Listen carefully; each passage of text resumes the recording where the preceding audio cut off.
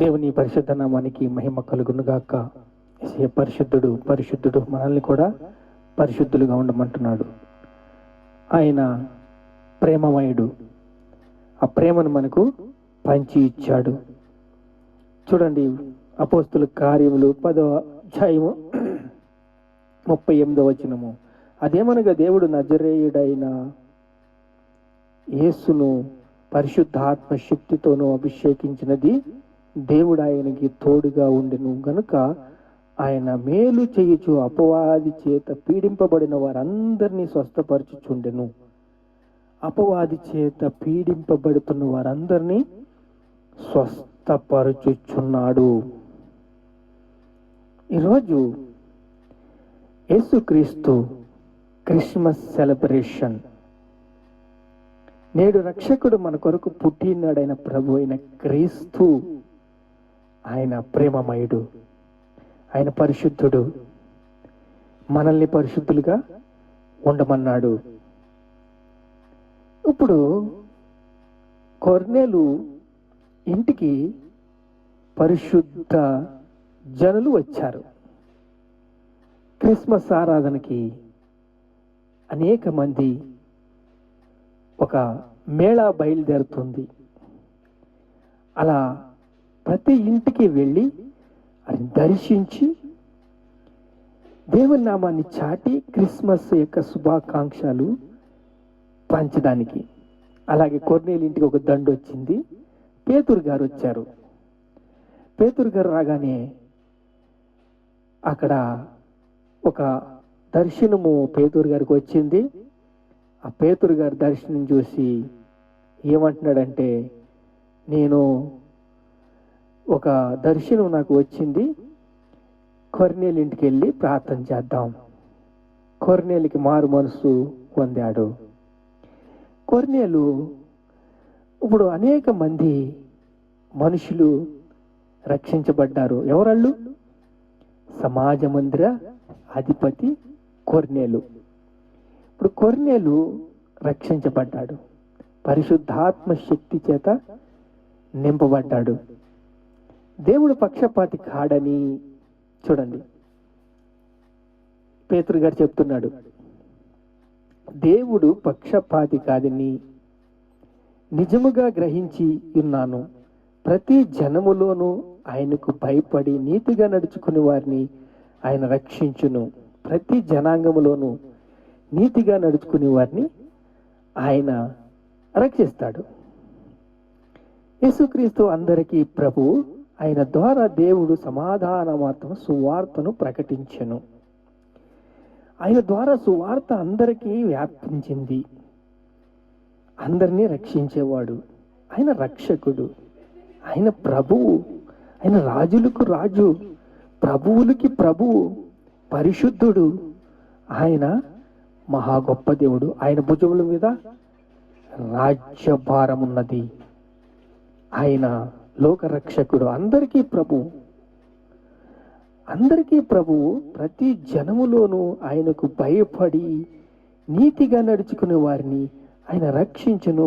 యేసుక్రీస్తు అందరికీ ప్రభువు అని ఆ దండులోని అందరికీ చెప్తున్నాడు. అలా పేతురు గారు చేతులు ఉంచాడో లేదో, ఆ కొర్నేలు ఇంట్లో అందరూ కూడా రక్షించబడ్డారు. రక్షించబడిన చూడగానే ఒక్కసారి అవక్కైపోతున్నాడు. ఎవరు? పేతురు గారు. మనము క్రీస్తు ప్రకటిస్తున్నాం. క్రీస్తు మన స్వరూపంలోకి రావాలి. క్రీస్తుని మనము ఆయన లాగా మనం ఉండాలి. ఆయన స్వరూపంలో మనల్ని చిక్కుకున్నాడు కాబట్టి అన్యజనులకు నీతికి విధేయులవుతున్నారంట, నీతికి దాసులవుతున్నారంట. అన్యజనులు విశ్వాసానికి విధేయులవుతున్నారు. అన్యజనులు జీవార్థమైన మారు మనసు ఇచ్చాడు. అందరూ రక్షించబడుతున్నారు. అందరూ అంతటా మారు మనసు పొందుతున్నారు. ఇప్పుడు యేసుక్రీస్తు అందరికీ ప్రభువు అని ఒప్పుకున్నాడు. ఇందాక దర్శనం వస్తే వద్దన్నో, నేను అది చేయను ప్రభు అన్నావు అంటే నమ్మ పలకాలి. ఒక్కొక్క రాష్ట్రంలో ఉద్యమము చూడాలి, ఒక్కొక్క జిల్లాలో ఉద్యమము చూడాలి. ఒక్కొక్క జిల్లాలోని ఉద్యమము చూసి ఒక్కొక్క పల్లెటూరులోను గొప్ప ఆనందము చూడాలి. సంఘము యొక్క ముఖములో అనురాగము చూడాలి, ఆప్యాయత చూడాలి, ఆనందము చూడాలి. యేసుక్రీస్తు ఏంటో మనము చెప్తే వాళ్ళు అబ్బా ప్రభు అంటే ఇలాగుంటాడా, ప్రభు మాటలంటే ఇలాగుంటాయా, ప్రభు నిజంగా నిరీక్షణ దొరుకుతుందా, ప్రభు మనల్ని జ్ఞాపకం చేసుకుంటాడా, అయ్యా మాకుల్ని స్వస్థపరుస్తారా, మాకును వాక్యం ఇస్తారా అని పరిగెట్టించాలి. ఎలాగా? ఇప్పుడు యేసుక్రీస్తు వారు కపెర్నహూములో ఉన్నారు. పైనుంచి కిందకి కుష్ఠవ్యాధిని దింపారు. దింపగానే ఏం చేశాడు? రక్షించబడ్డాడు. ఈ పాపములు క్షమించబడి ఉన్నవి, పాప క్షమాపణ కలుగుతుంది అని చెప్పగానే ఇది నిజమైన క్రిస్మస్.